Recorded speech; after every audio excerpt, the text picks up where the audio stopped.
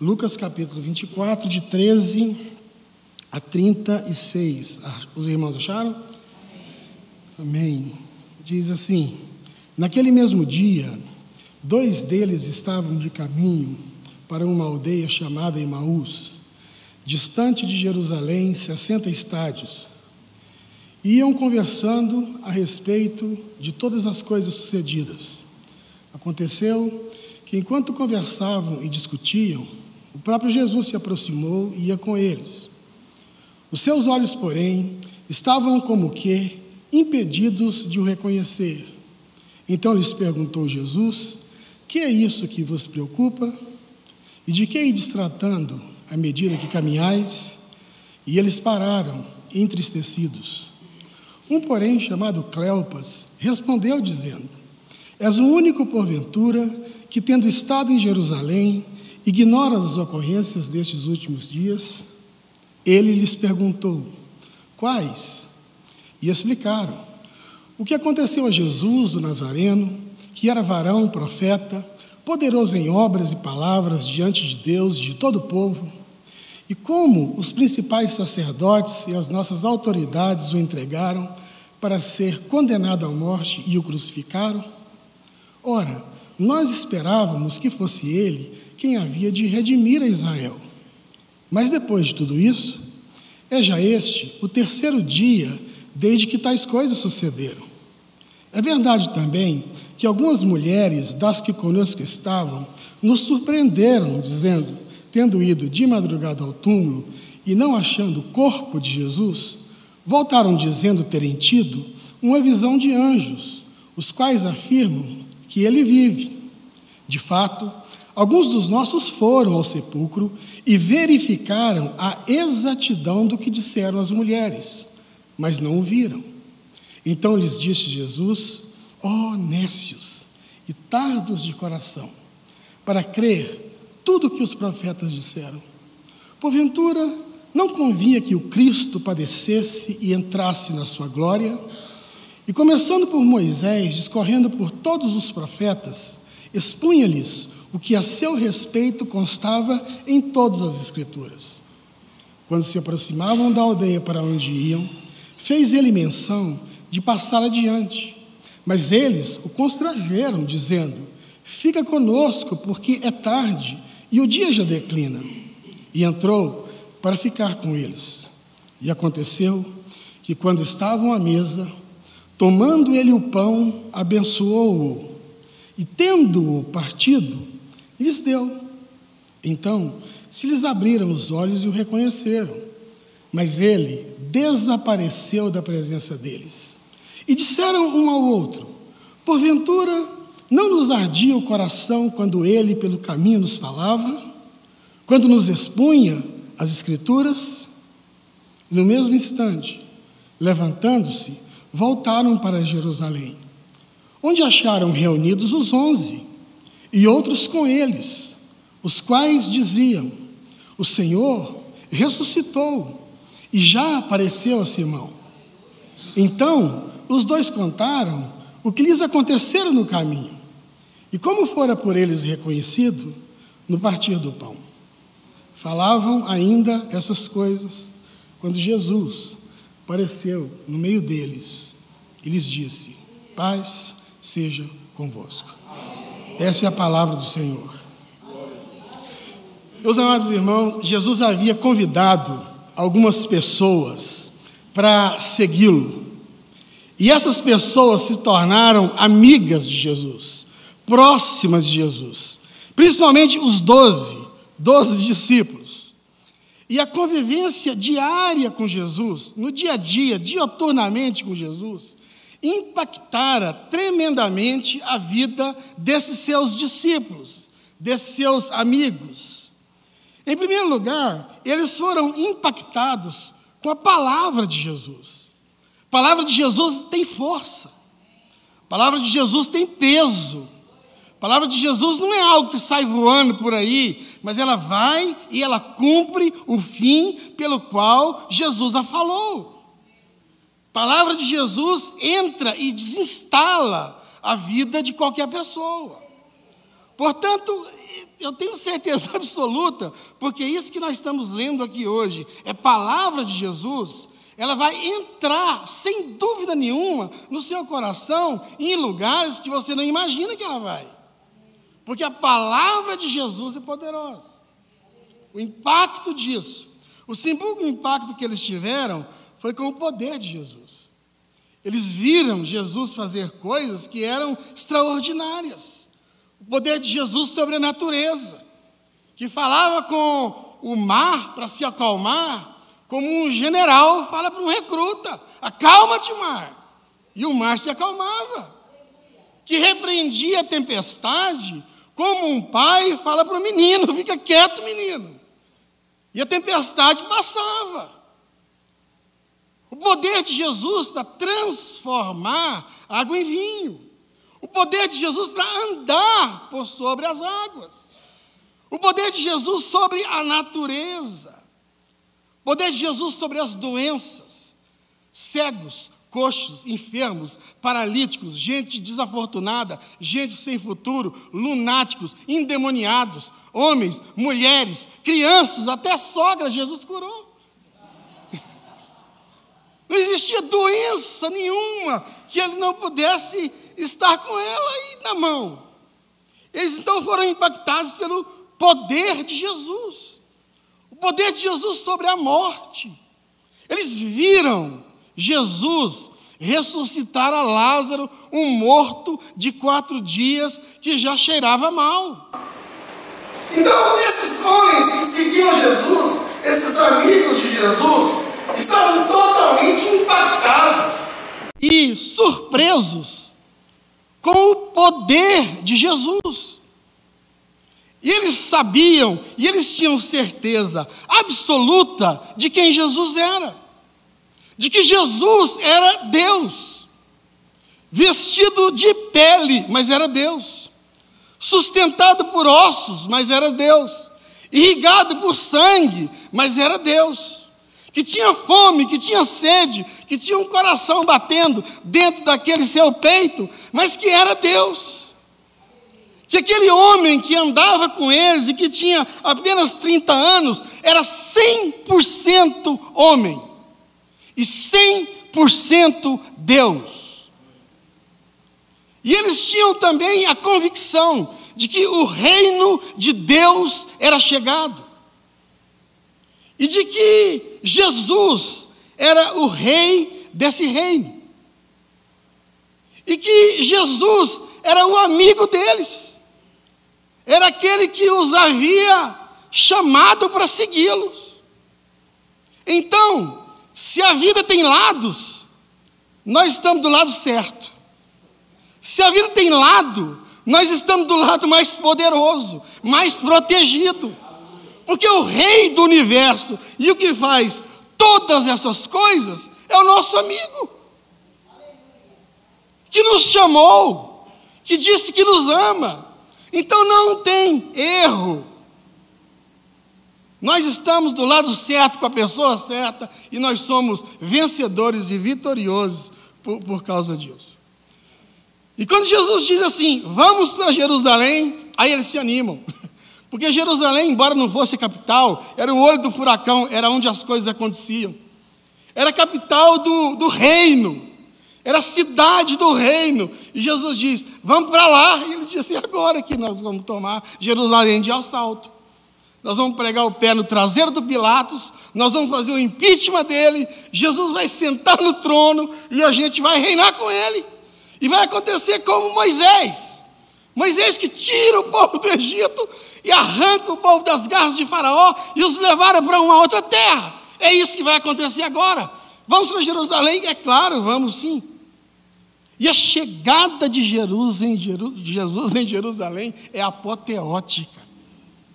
Diz que as pessoas jogavam ramos no chão, as suas roupas penduravam na janela, colocavam no chão. Jesus montou num jumentinho e o povo da época fez um show pirotécnico e gritavam: Hosana, Hosana, aquele que vem em nome do Senhor. E as pessoas perguntavam: quem é ele? E eles diziam: é Jesus, de Nazaré da Galileia. E ele chega no templo, e ele faz o impensável. Expulsa os vendilhões, põe o dedo na cara daqueles que muita gente tinha muita coisa para dizer, mas não tinha coragem, repreende os fariseus e os principais sacerdotes, faz muitos milagres. E o que os discípulos acham é que daqui a pouco vai se erguer para Jesus um trono em Jerusalém. Mas o contrário do que eles pensam, o que se ergue para Jesus em Jerusalém não é um trono. O que se ergue para Jesus em Jerusalém é uma enorme cruz. Numa sexta-feira, numa quinta-feira depois da ceia, à noite, ele é preso junto com seus discípulos e arrancado junto deles como a raiz de uma árvore com a raiz e tudo. Ele é levado para ser julgado. A multidão que pirotecnou quando ele entrou em Jerusalém estava com a cara estranha. Os soldados de Pilatos, que protegiam uma fortaleza chamada Fortaleza Antônia, dentro de Jerusalém, que servia para colocar panos quentes, e eles eram extremamente educados e polidos, eles estavam com uma cara sinistra, vestidos de violência, olhavam para Jesus com raiva, como se fosse algo pessoal. A postura deles se tornava questionável. E os discípulos ficaram como barata tonta, não sabiam o que fazer, perplexos. Aquilo não estava no programa. E quando eles acordam, quando eles se dão por conta, Jesus está num monte chamado Calvário, crucificado entre dois ladrões, e a cruz do meio era dele. Esta era a situação diante da qual eles estão vendo estar morto. O nosso Senhor, o Salvador, o Rei, o Todo-Poderoso, nosso amigo, aquele com quem nós identificamos e que todo mundo sabe que nós o seguimos, está morto. E eles envolvidos com Jesus até a raiz do cabelo. A sexta-feira tinha sido de paixão, o sábado de luto, de dor, e a segunda-feira de tristeza e de medo. E sabe aquele negócio de fim de velório? Quando você já sepultou o morto, e as pessoas saem para viver, algumas delas não sabem nem como. É exatamente aqui que começa a história que nós acabamos de ler. Diz que naquele mesmo dia, no domingo, dois deles estavam de caminho para uma cidade chamada Emaús. Emaús significa lugar onde o sol se esconde, pôr do sol, o lugar onde o dia termina, o lugar onde as coisas acabam. E eles iam conversando pelo caminho, contando um para o outro, discutindo sobre as coisas que tinham acontecido em Jerusalém. E eles não percebem, mas Jesus se aproxima e começa a caminhar com eles. Diz a Bíblia que os seus olhos não conseguiam enxergar e perceber que aquele que caminhava com ele era Jesus. E Jesus começa a conversar com ele, dizendo: escuta, o que é que vocês vão tratando à medida que vocês caminham? Aí eles dizem, param entristecidos. O Cleopas diz para ele: escuta, o senhor está vindo de onde? Eu estou vindo de Jerusalém. Mas espera aí, não é possível que você é o único que vem de Jerusalém e que passou por lá e que não sabe o que aconteceu lá? E ele diz: eu não sei não. Explique para mim o que aconteceu comigo. E eles dizem: o Jesus, o Nazareno, que era varão, profeta, poderoso em obras, palavras, diante de Deus e dos homens, os principais sacerdotes o pegaram e o prenderam e o julgaram, e ele foi crucificado. Ele morreu na sexta-feira. Está aqui no jornal, contexto, saiu sexta-feira. a morte de Jesus. É verdade que algumas mulheres que estavam com a gente foram lá no túmulo, e chegaram lá e disseram que a pedra estava removida, mas ninguém viu. E Jesus olha para ele e diz: nossa, mas como o coração de vocês é lento. Como o coração de vocês parece uma tartaruga de muleta querendo atravessar a avenida. Como vocês são lentos. E vai conversando com eles. Quando eles chegam perto de Emaús, Jesus finge que vai embora. Faz menção de que vai passar adiante. E eles dizem: Senhor, fica conosco. Já está tarde. E o dia já declina. E Jesus entra e senta à mesa com eles. E quando ele senta à mesa, que pega o pão e que parte o pão, diz que os olhos deles abriram. E eles o reconheceram. Mas ele picou a mula. Desapareceu da presença deles. E eles disseram um para o outro: o que nós estamos fazendo aqui? Vamos voltar para Jerusalém. A gente vai voltar no final dessa história, porque vocês estão animados e eu estou empolgado. Mas eu fico pensando, o que aconteceu na vida dos discípulos? O que aconteceu na cabeça dos discípulos, quando eles saem de Jerusalém e deixam um Jesus morto para trás? A primeira coisa que aconteceu com eles é que eles estavam profundamente decepcionados com Jesus, profundamente triste com Jesus, porque Jesus os enganara, Jesus mentira para eles. Jesus falava de um novo reino, de um reino de justiça, de um reino de paz, que esse reino seria estabelecido. Eles sabiam que Jesus era Deus, não porque eles chegaram à conclusão, mas porque eles receberam uma revelação do próprio Pai. E Jesus agora, simplesmente, ele morre. Com que direito ele tem que morrer? No verso 19, quando eles estão conversando com Jesus, essa decepção fica clara. Diz assim: e nós, sabe o que nós esperávamos? Nós esperávamos que ele fosse redimir a Israel. Era isso que a gente esperava. A gente não esperava que ele morresse. A gente tinha outros planos para ele e para nós. Nós esperávamos que ele fosse redimir a Israel. E nós estamos agora enrolados. Como é que a gente vai chegar agora lá no fim do mundo, lá onde o dia acaba, lá onde não tem nada para acontecer, e dizer para as pessoas o que aconteceu com a gente? Com que cara a gente vai chegar e dizer que o nosso mestre morreu e que nós somos menos do que nada, comprometidos até a raiz do cabelo, com medo? Como é que a gente vai chegar lá? E para mim, o grande equívoco dos discípulos foi esse. Foi esperar por algo que Jesus nunca havia dito que aconteceria. Gente, de onde que esses caras tiraram isso? Quem foi que falou para eles que Jesus ia tomar o trono do Pilatos? Quem? De onde eles tiraram isso?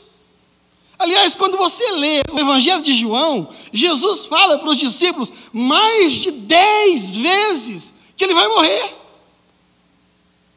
E a última foi na ceia e não tinha jeito de ser mais claro. Jesus desenha para ele. Quer que desenhe? Então eu vou desenhar. Está vendo isso aqui? Isso aqui é um pão. P-A-O-T-I-O, pão. Isso aqui é o meu corpo. E ele vai ser esmagado por vós. Está vendo isso aqui? Isso aqui é um cálice. Isso aqui é o vinho. Isso aqui é o meu sangue. E ele vai ser derramado por vós. Tem jeito do cara não entender isso? E eu vou ser preso, ele diz claramente, pelos principais sacerdotes e pelas autoridades. Eles vão me matar. E um de vocês vai me trair. Aí eles: mas peraí, não. João, você que está mais perto, pergunta para ele quem é que vai trair. E Jesus responde: é aquele que eu pegar o pão, molhar na sopa e colocar na boca dele. A hora que Jesus termina de dizer, Judas aparece. Sabe o que Jesus faz? Pega o pão, molha na sopa e põe na boca dele. E cochicha no ouvido de Judas: o que tens que fazer, faça depressa. E Judas sai para trair. Mas se você ler o texto, é cômico. Como é que esses caras são tão burros? Sabe o que eles pensam? Que Judas foi buscar a bolsa para pagar o restaurante, porque ele que cuidava do dinheiro. Eles pensam isso. E sabe qual que é o papo que rola depois da ceia? Jesus está dizendo que vai morrer, que é no dia seguinte. Sabe qual que é o papo que rola depois da ceia? A mãe de 2 deles chega para Jesus e diz assim: Senhor, queria pedir um favor para o senhor. E ele diz assim: perfeitamente, o que é? Eu tenho 2 filhos. Eu queria que um, no seu reino, amanhã, quando o senhor tomar lá do Pilatos, que um sentasse à direita e eu... Pensa se pode um negócio desse. E sabe o que aconteceu com os outros? Queriam matar os filhos da mulher, porque ficaram com ciúme, que eles que queriam estar lá. Pensa. Jesus está falando para eles algo, e eles estão pensando nas contas que eles têm para pagar. E Jesus está falando algo sério, que define a eternidade das pessoas, e eles estão envolvidos com o próprio umbigo. Jesus diz em João: errais, não conhecendo o quê? As Escrituras, e vocês erram, porque vocês não conhecem as Escrituras. Vocês erram, porque vocês não conhecem as Escrituras, e que vocês erram, porque vocês não conhecem o poder de Deus. E é tão interessante que o nosso adversário, ele trabalha nessa coisa, de nos fazer decepcionar com Deus, de fazer com que a gente fique chocado, entristecido, e achando que o nosso Deus é um Deus que trai a gente. Quando Jesus é batizado, ele sai logo da água, ele é levado para ser tentado pelo diabo no deserto. E quando ele chega no deserto, o tentador se aproxima e diz assim: escuta, transforme essas pedras em pães. Só que ele não está lidando com alguém como eu e você. Ele está lidando com uma pessoa diferente. E Jesus diz: não, porque está escrito, não só de pão viverá o homem, mas de toda palavra que procede da boca de Deus. Então quer dizer que o cara da palavra, diz que ele leva a um monte montuado, um pináculo do templo, e diz: atira-te daqui abaixo, porque está escrito, e ele cita o Salmo 91, aos teus anjos dará ordem a teu respeito, que te guardem, e eles te sustentarão nas mãos, e você não vai tropeçar em pedra nenhuma. Está escrito. E Jesus diz: também está escrito, não tentarás o Senhor teu Deus. Ele está lidando com alguém que sabe, não que sabe só, mas que conhece. Aí diz que ele o leva a um monte muito alto, mostra todos os reinos do mundo e a glória deles, e diz para Jesus: tudo isso te darei, se prostrado me adorares. Jesus responde o quê? Está escrito, ao Senhor teu Deus adorarás, e só a Ele darás culto. Ele está lidando com alguém que sabe das Escrituras, e que sabe das Escrituras dentro do contexto dela, diferente da gente. Tem alguns textos na Bíblia que, acho que eu já falei isso para os meninos, não sei. Se eu já falei, vocês ficam quietos. Que é interessante. Um deles está em Mateus, no capítulo 6, verso 33. Nem precisa ir lá, a gente já conhece de cor. É aquele que diz: buscar em primeiro lugar o seu reino e a sua justiça, e o quê? E todas as coisas serão acrescentadas. Buscar em primeiro lugar o seu reino e a sua justiça, e as demais coisas serão acrescentadas. É isso que está escrito lá? Você tem certeza que é isso que está escrito lá? Opa, não é isso que está escrito lá. Buscar em primeiro lugar o seu reino e a sua justiça, e o quê? E todas estas coisas, não são as demais coisas. E quais são estas coisas? Aquilo que está dizendo do verso 25 para frente.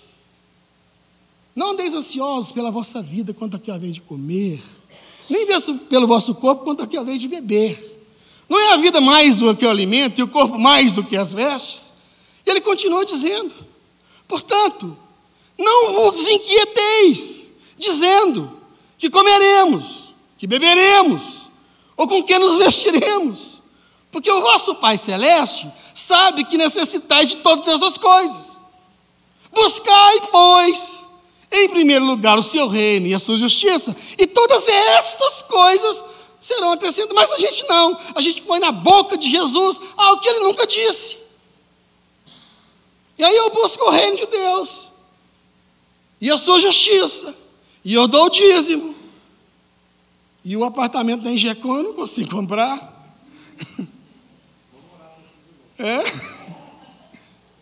Foi isso que Deus prometeu. Ele disse para mim e para você que ia cuidar de nós e que não ia faltar nem para mim, para você, nem para os nossos filhos a comida, a bebida e a roupa. Eu estou vendo vocês aqui com greve da gasolina, dos caminhoneiros, a vida, o tomate custando o olho da cara. Não estou vendo ninguém pelado aqui na igreja. Estou vendo as pessoas até muito bem vestidas. E algumas até bem gordinhas. Todas as promessas de Deus têm dele o sim. Todas.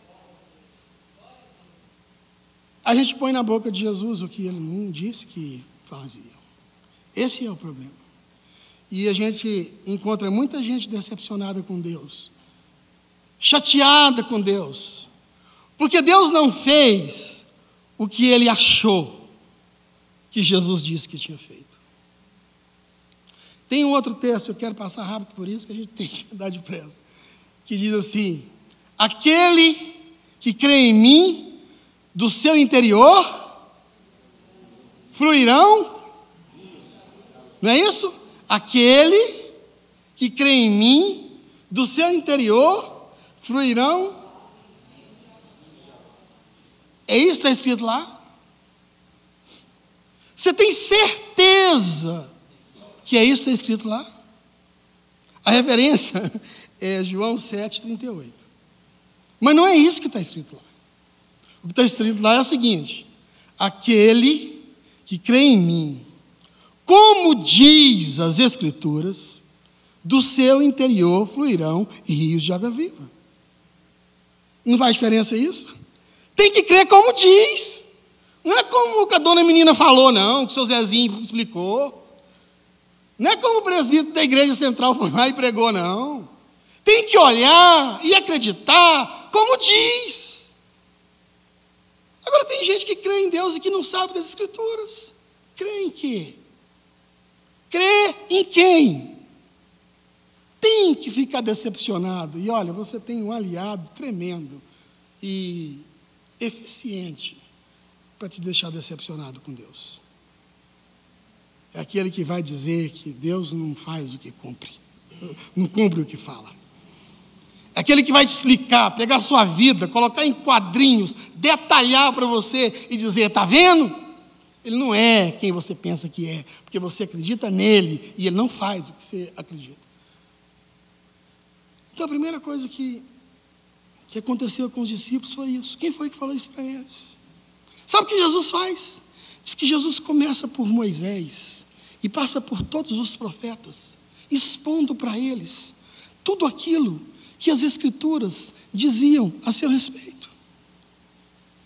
E de Gênesis a Malaquias, o Velho Testamento inteiro e o Novo Testamento inteiro está falando de um Filho de Deus que morre, que é levado para a cruz, que morre pelos nossos pecados. Como a gente gosta de acreditar naquilo que a gente quer, né?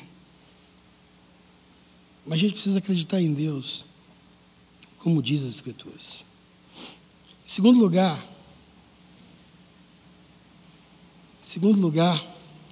a segunda coisa que aconteceu com eles é que o coração deles ficou preso no passado.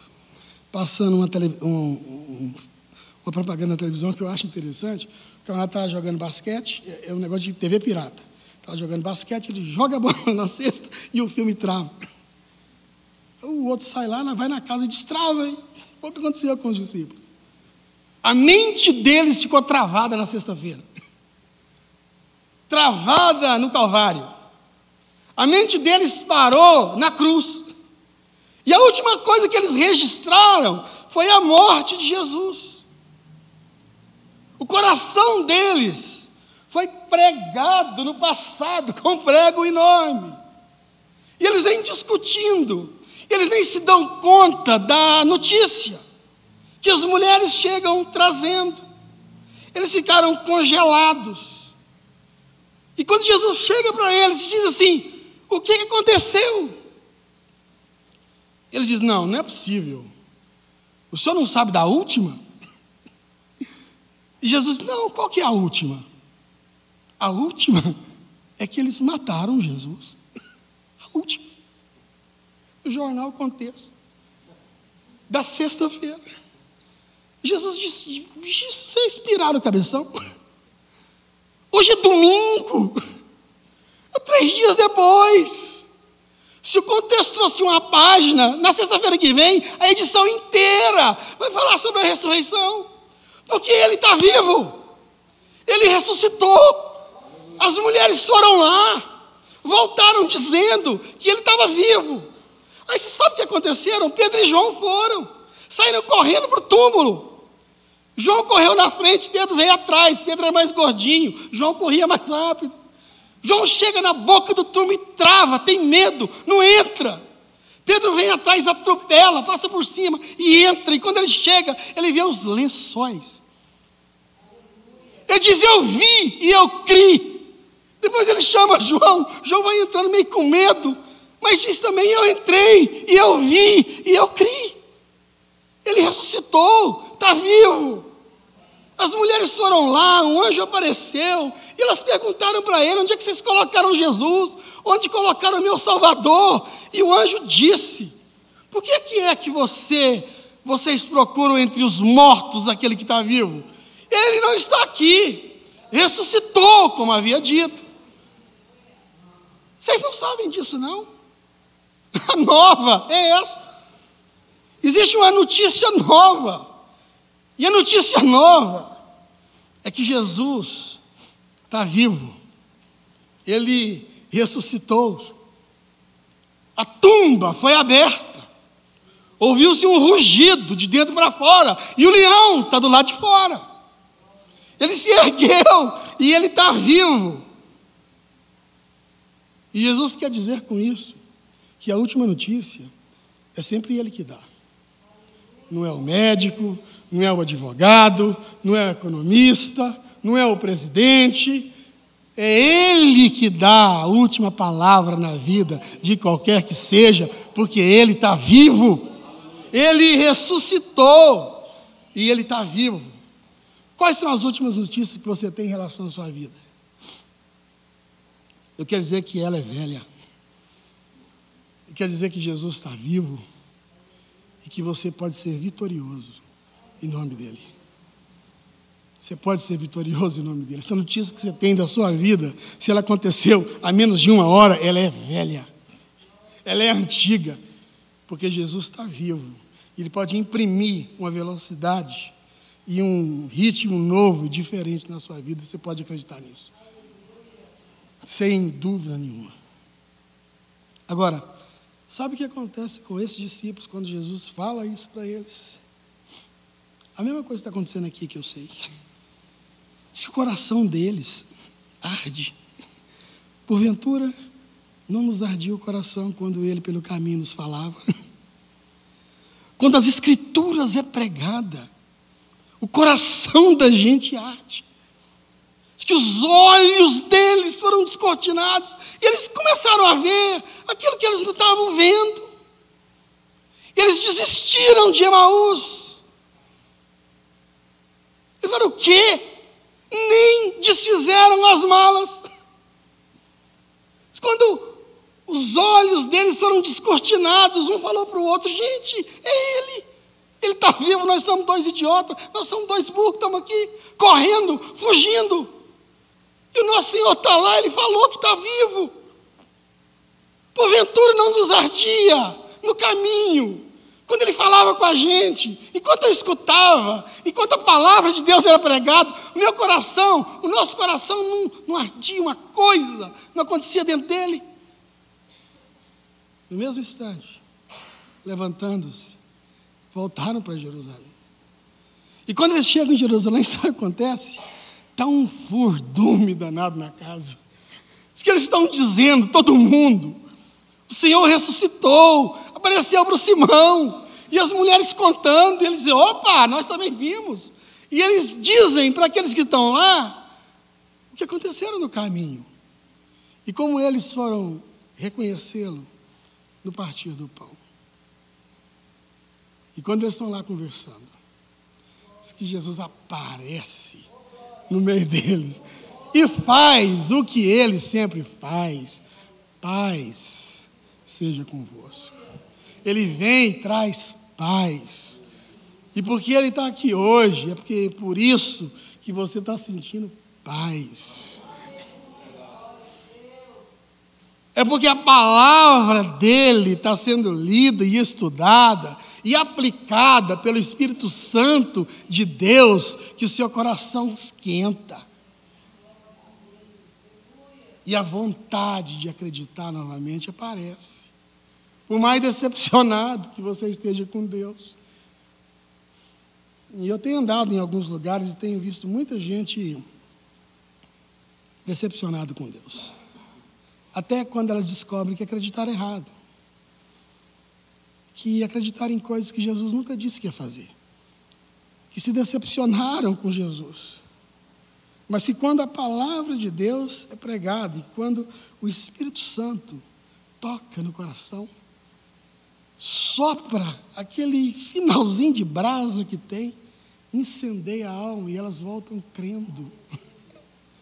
Elas voltam admiradas, encantadas com o Salvador, porque Ele está vivo.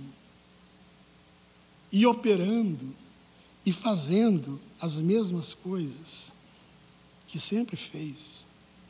Que sempre fez. Que sempre fez. Amém, queridos? Eu gostaria de orar agora, nesse momento, e eu acho que é importante você se colocar diante de Deus com as suas questões.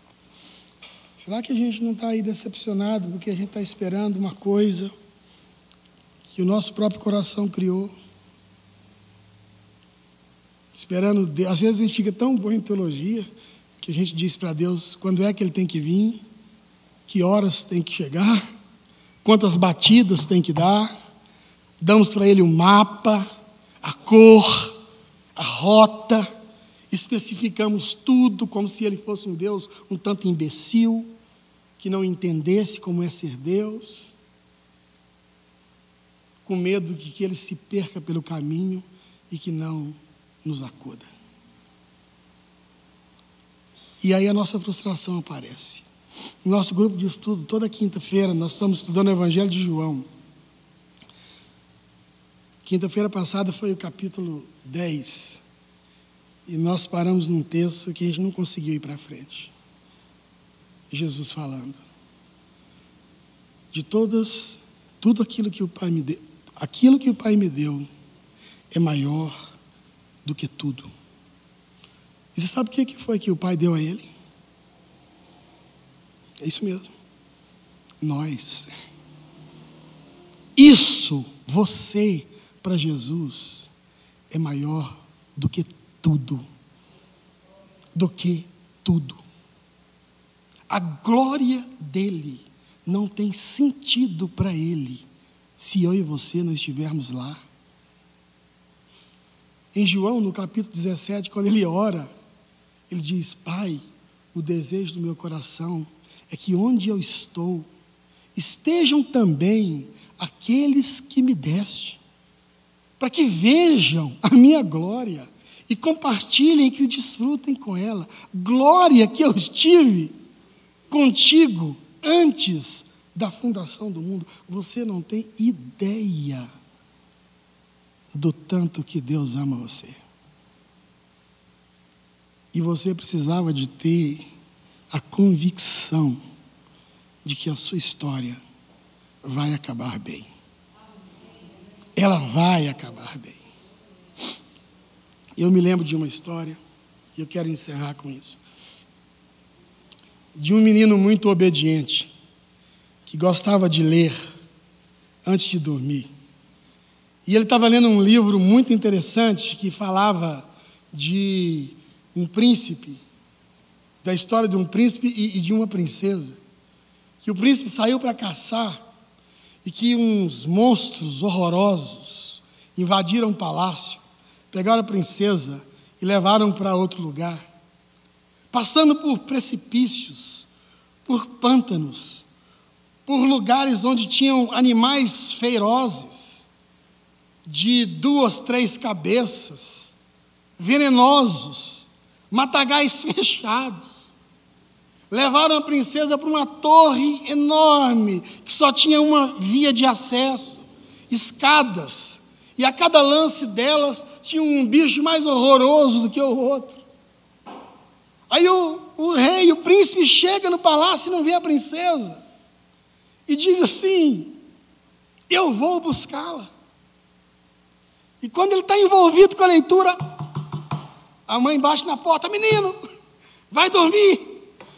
Você vai ter 5 minutos para terminar de ler isso aí. Eu vou, mas 5 minutos eu não dou conta. Aí o que ele faz? Ele vai para o último capítulo do livro. Aí chega lá, ele vê o príncipe dançando com a princesa. E as pessoas cortando o bolo, e festejando, e brindando. Aquela cena bonita. Ele fecha o livro e vai dormir. No outro dia, ele levanta e vai ler de onde ele parou. Aí ele vê o príncipe assim, desanimado. Nossa, será que eu vou dar conta? Como é que eu vou fazer? Esse pântano é muito perigoso, esses animais são muito fortes. Eu não vou. E eu disse: vai. Eu li lá no final. Vai dar certo, você vai dar conta. Aí a princesa está lá na torre, falando: meu Deus, quem vai me salvar? Eu vou pular daqui, eu vou suicidar, vou dar um tiro no pé. E ele diz: não vai não, porque eu li o final. E no final a gente vence. No fim a gente vence. Você pode não acreditar, você pode estar no meio do pântano, na dificuldade. Não desiste, porque eu li o final. E o final é Apocalipse capítulo 21, que diz que no fim a gente vence. No final a gente vence, com certeza, porque aquele que vem no nosso encalço, no nosso paradeiro, é o Rei dos Reis, o Senhor dos Senhores, o primeiro e o último, o iniciante e o derradeiro. Vai dar certo no final. Não se decepcione, vai dar certo. Em nome de Jesus. Porque aquilo que o Pai me deu, para mim, é maior do que tudo. Acredita nisso. Amém, queridos?